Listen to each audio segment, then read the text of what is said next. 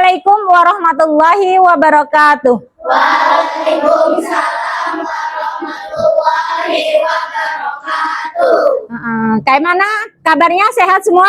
Alhamdulillah. Luar biasa. Allahu Akbar. Baik. Alhamdulillah kita semua sehat ya. Hari ini masuk semua sepertinya. Ibu lihat bangkunya full, penuh. Oke. Alhamdulillah kita hari ini masuk semua. Sudah sarapan? Sudah. Pakai apa? Nasi. Ayam. Pakai? Oke. Maaf, sudah BAB? Sudah. Baik, Ibu tanya, kalau sudah BAB, apakah yang kalian keluarkan itu berupa nasi? Tidak. Apakah ada ayamnya? Saat BAB tidak. Bu, kenapa sih Bu? Kok nanyanya itu? Karena kita hari ini akan membahas tentang sistem pencernaan. Kalau kamu makan nasi, kamu makan ayam, keluarnya juga nasi juga ayam, berarti ada yang bermasalah dengan pencernaan, ya. Nah, misal kamu hari ini makan nasinya setengah kilo, misal ayamnya setengah kilo, terus lauk pauk dan sebagainya semuanya setengah kilo. Jadi semuanya misal 1,5 kilo. Apakah yang kalian keluarkan juga sebesar itu? Tidak. Pasti akan jauh lebih sedikit. Katakanlah yang keluar cuma misal 0,5 ini ya, atau setengah kilo. Maka yang 1 kilo kemana? Diserap oleh tubuh. Inilah kaitannya dengan sistem pencernaan. Oke, kita hari ini akan belajar tentang sistem pencernaan. Apa itu sistem pencernaan? Sistem pencernaan adalah sistem yang mengolah makanan untuk menjadi energi dan nutrisi bagi tubuh. Kita dapat energi, kita dapat nutrisi dari makanan. Kamu bisa tambah tinggi, kamu bisa tambah besar karena apa? Makanan. Kalau kamu nggak makan, maka kamu bisa kena stunting. Apalagi kurang protein, ya. Apa itu stunting? Ya, kurang pertumbuhannya terhambat, maaf, kecil aja badannya, nggak numbuh-numbuh. Oke? Nah, ini adalah fungsi sistem pencernaan. Yang pertama adalah mengolah makanan menjadi zat yang dapat diserap oleh tubuh. Nanti kita akan tahu di bagian mana penyerapan nutrisi itu. Kemudian yang kedua, menyerap nutrisi untuk energi, pertumbuhan, dan perbaikan tubuh. Dan yang ketiga yaitu mengeluarkan sisa makanan. Kalau kamu makan terus nggak dikeluarin, apa yang terjadi dengan perutmu? Gendut. Sebeh, tahu sebeh? Apa ya? Kayaknya kayak kembung ya. Enak nggak perutnya? Nyaman nggak? Enggak. Karena ada kotoran yang harus sebenarnya dikeluarkan oleh tubuh. Nah, baik. Ini adalah organ pencernaan. Kita akan mulai. Organ pencernaan manusia itu yang pertama yaitu adalah mulut. Di mulut ada 2 sistem pencernaan. Maksudnya di situ ada pencernaan mekanik dan ada pencernaan kimiawi. Mekanik dilakukan oleh gigi. Gigi mengunyah, meremukkan, memecah-mecah makanan menjadi bagian yang lebih kecil. Kamu makan anggur 1 biji bulat dimasukin. Nah, yang bertugas memecah makanan itu, mengunyah itu adalah gigi. Nah, kemudian kalau secara kimiawi itu ada enzim apa? Petialin ya, enzim petialin, atau ada yang menyebut juga enzim amilase. Boleh, karena petialin bagian dari enzim amilase. Nah, dengan bantuan enzim petialin di air ludah yang diproduksi oleh kelenjar ludah, maka makanan kamu akan semakin cepat untuk berproses, semakin lembut ya. Nah, di enzim petialin ini fungsinya adalah mengubah karbohidrat menjadi gula sederhana atau glukosa. Nah, oleh sebab itu, ketika kamu makan, semakin lama kamu mengunyah, maka semakin terasa manis karena ada perubahan dari karbohidrat menjadi glukosa. Ada yang makan langsung telan? Langsung telan, ada nggak? Ada. Yang terjadi kalau kamu makan langsung ditelan apa? Kesel. Dan ingat, apa yang diajarkan oleh Nabi Muhammad ketika kamu mengunyah makanan? Berapa kali sebaiknya dikunyah? 33 kali. Nabi Muhammad mengajarkan kita saat kita makan itu dikunyah sampai dengan 33 kali. Ternyata itu ada manfaatnya, nak. Apa manfaatnya? 1, supaya makanan jauh lebih lembut. Sehingga nanti saat ditelan, lambung tidak bekerja dengan keras. Yang kedua, itu tadi, semakin lama dikunyah, maka akan terasa semakin manis. Jadi apa yang diperintahkan oleh Nabi Muhammad, itu semuanya insya Allah bagus. Pasti bagus, karena Nabi juga mendapatkan semacam ilhamnya itu dari Allah Subhanahu wa Ta'ala, ya, itu. Baik, kemudian yang kedua, setelah dari mulut kita masuk ke kerongkongan. Nah, di kerongkongan ini makanan akan disalurkan untuk sampai ke lambung. Tapi kira-kira kalau makanan itu dari mulut masuk ke kerongkongan, apakah dia bisa turun dengan sendirinya? Tidak. Kamu tahu waterboom? Ya. Kamu saat bermain waterboom, kira-kira kamu bisa berseluncur itu kalau dikasih bantuan apa? Air, betul. Pasti ada air. Nah, saat kamu makan, kalau kamu harus dibantu air, kamu makan, minum. Makan, minum lagi, makan, minum lagi. Apa yang akan terjadi? Kembung. Nah, inilah luar biasanya ciptaan Allah. Dia nggak harus pakai dibantu minuman terus. Tapi Allah menciptakan kerongkongan ini dengan gerakan peristaltik. Apa itu gerakan peristaltik? Meremas, seperti meremas. Jadi kontraksi dan relaksasi, ya. Jadi kayak kamu ngeluarin odol, ya, itu kan dipencet bagian belakang, yang bagian depannya membuka. Nah, kira-kira begitu gerakan peristaltik, diremas, dibuka gitu, ya, sehingga sampailah ke lambung. Nah, di lambung ini ada enzim apa saja? Iya, ada pepsin, ada renin, ada asam lambung, ya.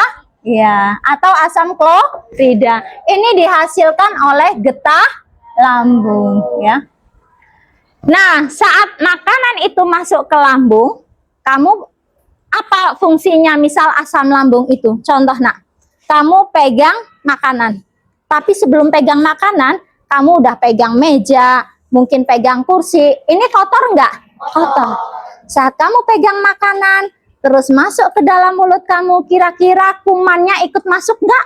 Ikut masuk. Nah, disinilah fungsinya asam lambung. Dia membunuh bakteri, membunuh kuman yang masuknya bersama dengan makanan, ya. Jadi Allah itu sudah menciptakan sistem pencernaan kita itu sedemikian rupa supaya kitanya bisa tetap sehat, ya. Itu. Nah, kemudian kalau enzim pepsin ini fungsinya adalah memecah protein menjadi asam amino. Jadi dipecah biar lebih lembut lagi. Ibaratnya kalau tadi makanan yang sudah masuk ke kerongkongan itu namanya bolus, kalau sampai lambung itu dibikin seperti bubur. Supaya apa? Supaya nanti ketika masuk ke usus halus ini bisa diserap, ya. Nah, dari lambung ini kita akan masuk ke usus halus. Ini adalah gambar dari usus halus. Kalian bisa lihat video berikut.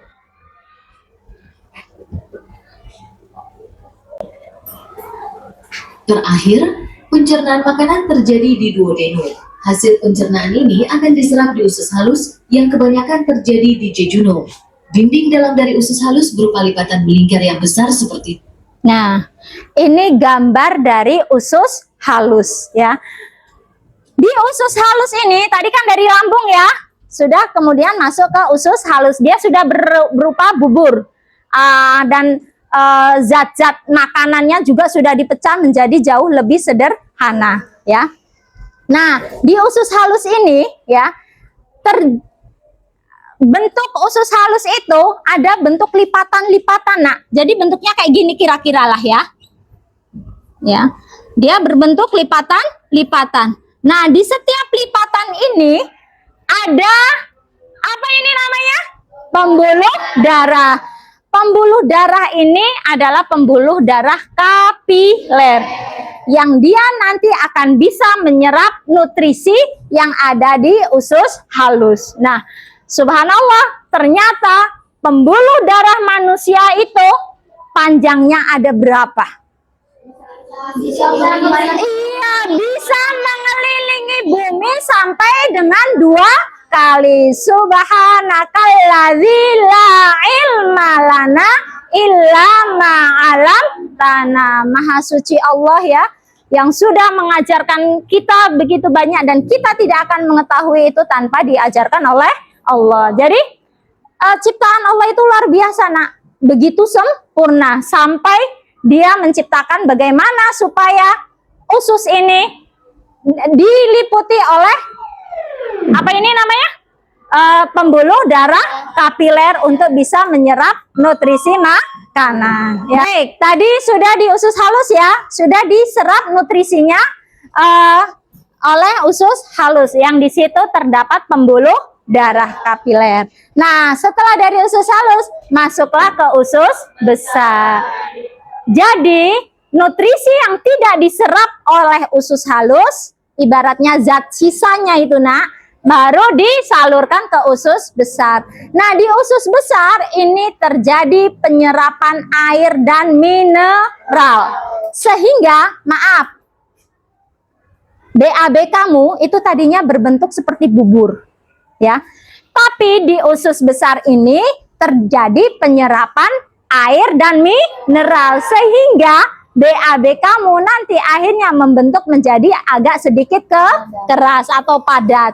Saat kamu sembelit nggak beol-beol, sehari nggak beol, 2 hari nggak beol, itu akan semakin kering karena diserap airnya oleh usus besar sehingga ketika kamu BAB maka BAB-nya akan terasa sangat keras. Itu karena terjadi penyerapan air dan mineral di usus besar ya. Ada yang pernah mengalami sembelit? Kalau yang suka mengalami sembelit itu biasanya kurang apa? Kurang air minum, kurang makanan berserat, kurang makan buah ya. Oke, setelah dari usus besar ini kita masuk ke anus. Jadi kalau sudah mulai padat, sudah mulai mencapai di anus kamu, ya, baru anus itu akan mengirimkan sinyal ke otak. Waduh, aku sudah kepingin BAB, larilah kamu ke kamar mandi. Akhirnya selesailah sistem pencernaan kamu di WC, ya. Jadi apapun yang kamu makan, setelah diserap oleh tubuh, maka sisanya akan dibuang ke WC itu ya, kira-kira. Oke, cukup paham? Nah, ada yang mau bertanya? Sudah ya. Ibu akan bagikan tugas berupa bentuk LKPD. Nanti silakan kalian bekerja kelompok. Dan untuk asesmen individu, kalian bisa buka website Min6 Bandar Lampung. Udah Ibu ajarin kan ya? www.min6 Bandar Lampung. Lihat di situ kalian buka yang LKPD ya. Nah, kita akan mengakhiri pelajaran kita hari ini dengan yang pertama mengucapkan syukur alhamdulillah. Kenapa? Karena kita sudah diberikan kesehatan, sudah bisa makan, bisa sistem pencernaannya berjalan dengan normal dan bisa BAB. Kalau kamu nggak bisa BAB, kamu akan dibawa ke rumah sakit, ya. Seperti murid ibu waktu itu, 3 hari nggak bisa BAB, 5 hari nggak bisa BAB, seminggu nggak bisa BAB, akhirnya dibawa ke rumah sakit. Kira-kira kesehatan itu mahal nggak, nak? mahal. Oleh sebab itu kita harus bersyukur. Bu, cara bersyukur dengan cara apa, Bu? Dua. Satu, mengucapkan hamdalah, alhamdulillah.